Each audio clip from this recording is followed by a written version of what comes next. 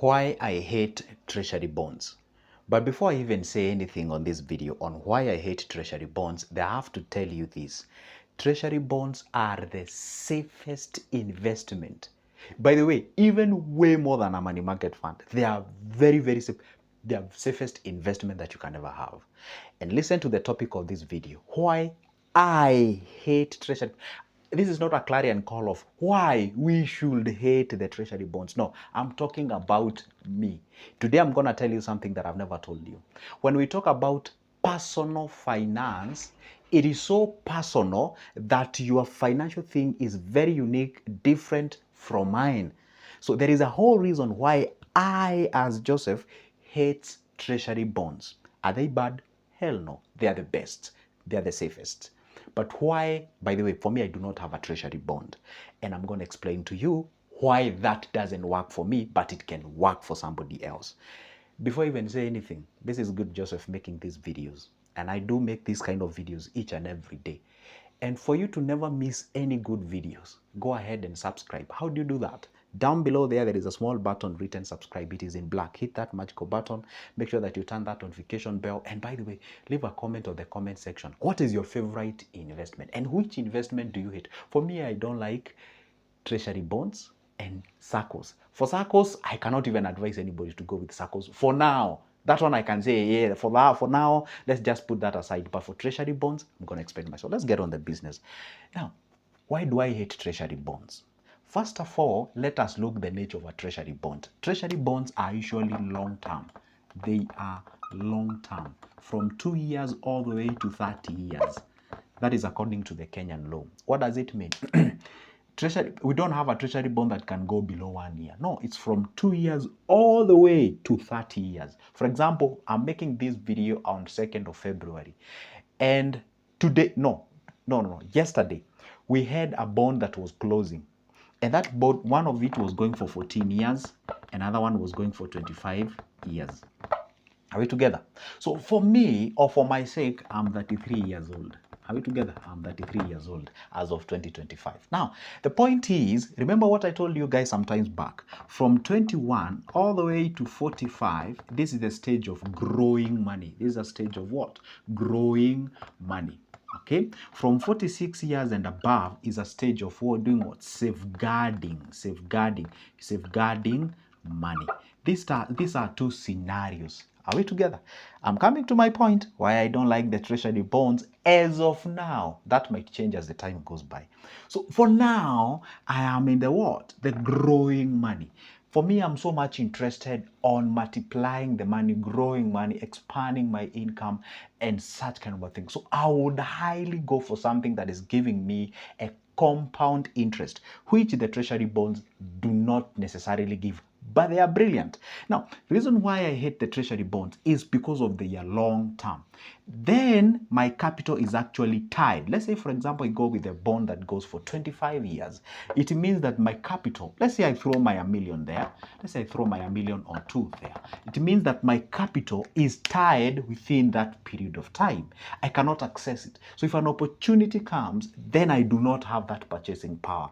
By the way, it's like building the real estate or the rentals, whereby you buy a parcel of land, you build the rentals, you have already tied down your purchasing power to that particular property. You throw in your 6 million, then that 6 million is giving you 35,000 each and every month, or let's say 40,000 each and every month.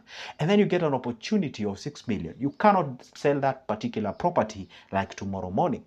But there is a caveat here. Somebody will argue, hey, but Joseph, you can sell your bond on the secondary market.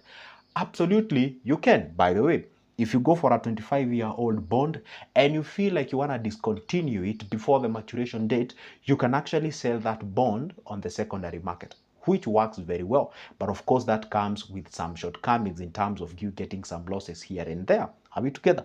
Now, the other thing, if you look at my nature and my relationship with money, I'm this kind of a guy who is I'm a high risk taker. What does it mean? I'm this kind of a guy who will just wake up, I realize there is an opportunity somewhere, I go get the money, purchase that particular thing, I resell it, I make some cash. And that's why you find much of my money is usually accumulated in a money market fund. Why? Because money market fund gives me that liquidity. Another my favorite investment is the treasury bills. Treasury bills usually don't exceed 1 year. It's usually from 3 months all the way to 1 year. So I don't have a problem tying my capital, say, for a maximum of 1 year. Why? Because if I tie up my capital in a period of 1 year, I know after 1 year I'm gonna be liquid. And by the way, treasury bills can function as a very good sinking fund. Let's say after 1 year, I need to purchase a certain property or something like that. And I've realized, let's say that property will cost 2 million. And I throw my money into a treasury bills, which will give me, say, 10%. That is 200,000 on top of my 2 million. So instead of purchasing that thing now, then I can be able to throw that money there.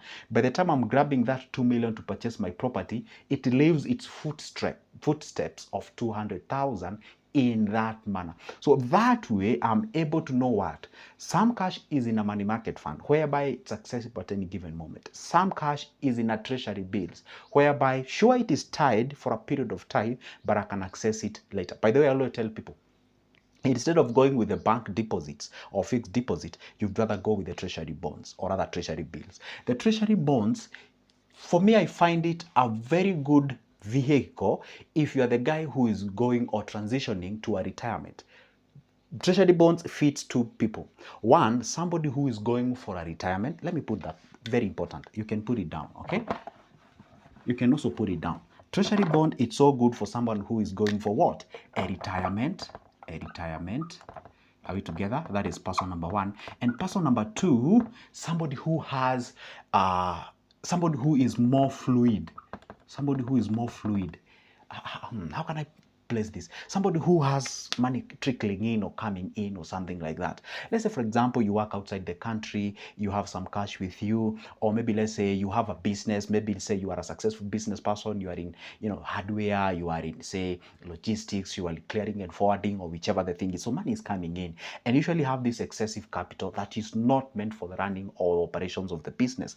Then you can actually tie down that capital to a treasury bond. Probably you can pick for one that goes for 5 years or 6 years, because you're looking at it from the lenses of, after a certain period of time, I can use that money to either go ahead, withdraw the cash and go do, say, a project out there, or maybe I can get this money, maybe have it still remain in my treasury bonds, then I'll be getting cash each and every time. So people who, or person, two people here, the retirement person who, or somebody who is going for retirement, be like, you know what, Joseph, I have like 20 million, 40 million or whichever. I want to throw in money somewhere where it doesn't have a lot of moving parts. Then you can pick a treasury bond, throw your money there. Then you are assured each and every 6 months, because they pay semi-annually, you're going to be getting your returns coming in, coming in, coming in. Therefore, that is very, very good and brilliant for me. If I was going for that, then definitely I will not even blink. I would definitely pick the treasury bonds.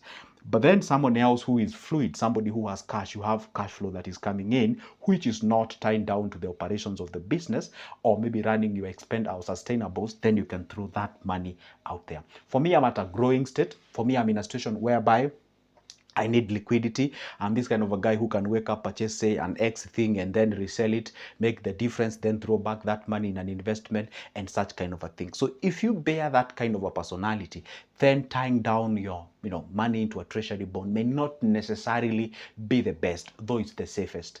But if you're an individual who would like to have your money at any given moment, then you can go ahead and have an alternative of a treasury bonds, like a treasury bill or a money market fund or a fixed deposit or a call deposit and such kind of a thing. Are we together? Now, another thing why I find that I'm not so good, or I'm not so into the treasury bonds, it is because again, you find like the nature at which, or the nature at which they usually pay their dividends, or rather the interest, which is usually semi-annually, meaning after every 6 months. Let's say maybe you want something that will be giving you cash, say, monthly, or say after maybe say 3 months or something like that. So you may find that treasury bond is not necessarily fulfilling that. But there is a caveat here. There is something we call the laddering. Okay, I hope I've ever taught you something like that. There is something called the treasury bond laddering. Let me see. Treasury bond laddering. What does that mean? Treasury bond laddering simply means, let's say you have like your 20 million, okay, or let's say 2 million or 1 million or whichever. Let's work with the simplest one, which is a million. Okay, now what happens is that instead of, say, taking the whole 1 million and throwing it into a 14-year-old treasury bond, you can decide to take this 1,000,000, and each and every month, because apparently each and every month there is a bond, so you can decide the month one, the first month you throw in the 100K, the second month you throw in another 100K, you wait. You know, the third month you do the same until you exhaust your 1,000,000. Why? Now, what happens is that each and every month coming next year, you'll have a bond maturing, or rather, you'll be you do actually do this for the until the what? The 6th month. You do it for the 6th month. Therefore, you are assured that each and every month there is a coupon coming in. Coupon is that interest that they pay, is what we call a coupon. Now, what happens is that once you understand the nature of this investment, by the way, do you know why I'm even making this video? There is a certain lady called me and said, or asked me, hey Joseph, how do I withdraw my money from my treasury bond? You know, it was meant for school fees and something like that. That's why I always, for example, someone can text me and tell me, hey Joseph, what is the best investment? Wow, you know, that question does not have a specific answer, because I do not know what you want. What is your nature? For example, I had a client from the US, and he asked me, hey Joseph, I've sold a property here in the US and I don't want to eat this money. I mean, after all, it's not the money that, caters for my bills and what have you. Where can I throw this money? And definitely that matter, we went for a treasury bond, and of course we distributed that money into different areas, treasury bonds and some other areas where here and there. And why? Because that treasury bonds, the guy knows that each and every 6 months money is coming in, each and every six. He actually went for a bond that was going for almost 17 years around that period of time. Yes, for 17 years. That is okay, because the guy is like, you know what, I don't want the stress of building the rentals, the real estate and what have you, but if I can maybe think about it in future, well and good. But for now, I'm not doing that, because I'm outside the country and I'm looking forward into having an investment that doesn't have a lot of moving parts. That is exactly what you can actually go for. So when you understand this kind of a nature, when you understand this kind of provision, it is usually the best that you can go for. All right, guys? So anyway, that is it. I hope I've made something out of this particular video, and if I have not, please like the video in either way, because just like an iron sharpens another iron, so do we learn from each other. But before I exit, I have to leave this disclaimer with you. Did I say that you shouldn't invest in a treasury bond?